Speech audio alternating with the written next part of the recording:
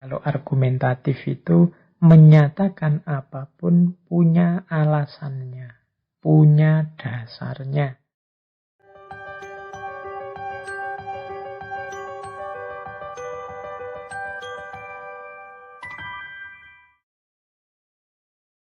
Sekarang karakter yang disebut kritis itu seperti apa sih? Nah, jadi kritis itu ketika seseorang mampu berpikir, kalau di situ saya tulis 6. Yang pertama logis, yang kedua objektif, yang ketiga independen, yang keempat komprehensif, yang kelima kreatif, yang keenam argumentatif. Jadi logis itu ya masuk akal, ndak tabrakan dengan prinsip-prinsip logika. Ini orang kritis. Kalau ada yang ndak logis ya orang yang berpikir kritis akan bisa mendeteksi, oh ini ndak logis. Tadi malam katanya sakit parah, sekarang kok sudah jalan-jalan ke luar negeri dan seterusnya. Ini ndak logis.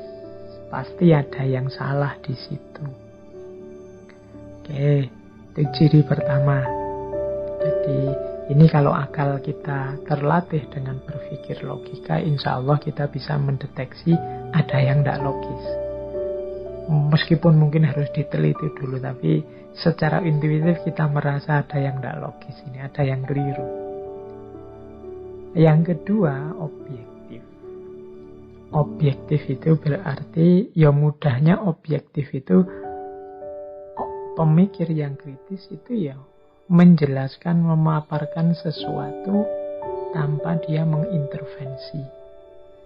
Kalau orang yang menjelaskan mengintervensi nanti hasilnya subjektif. Tapi objektif itu ya A dibilang A, B dibilang B.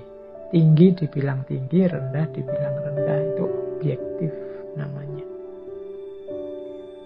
Pak, apa bisa Pak orang itu objektif? Manusia itu kan selalu subjektif.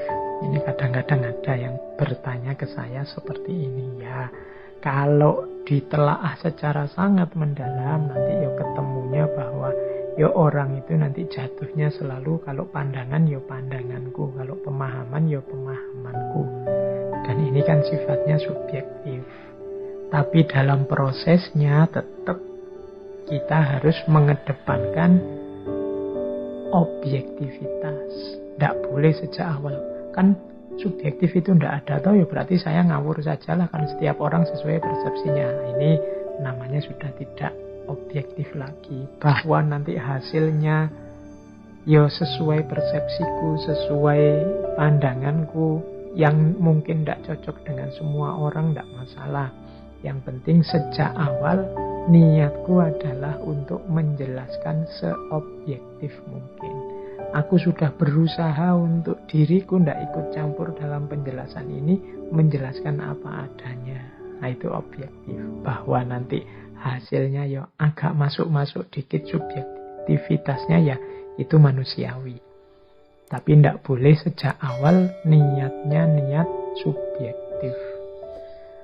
Pokoknya ini kan hakku, jadi aku menyimpulkannya suka-suka aku. Nah, ini berarti sejak awal memang tidak niat menemukan kebenaran.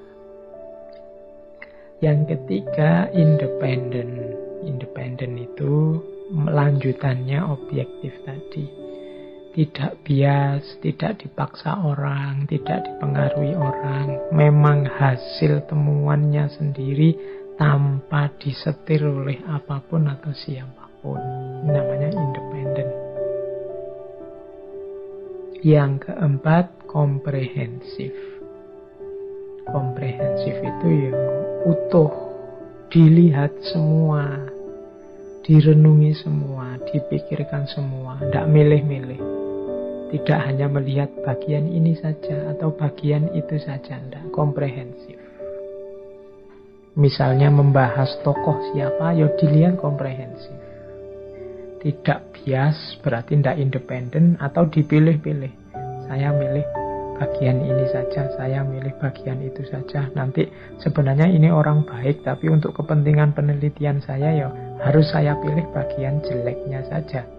Biar tesisku tidak gugur, biar hipotesisku benar. Nah ini berarti tidak komprehensif, dia milih-milih. Kemudian yang kelima kreatif, dan yang keenam argumentatif. Kreatif itu kemampuan memproduksi gagasan-gagasan baru. Kalau argumentatif itu menyatakan apapun punya alasannya, punya dasarnya, tidak ngawur. Itu argumentatif. Jadi kalau teman-teman menyampaikan sesuatu terus orang banyak alasannya apa, dasarnya apa. Nah kalau kita bisa menjawab berarti kita itu orang yang argumentatif. Bisa memberi argumen. Kalau ngomong berarti tidak ngawur. Kalau kreatif itu biasanya mampu menampilkan konsep-konsep baru, temuan-temuan baru, gagasan-gagasan atau ide yang baru, yang jadi alternatif jawaban dari problem yang kita hadapi. Itu kemampuan, tergolong kemampuan kritis juga. Jadi ternyata kritis itu logis, berarti yang tidak logis tidak masuk kriteria kritis.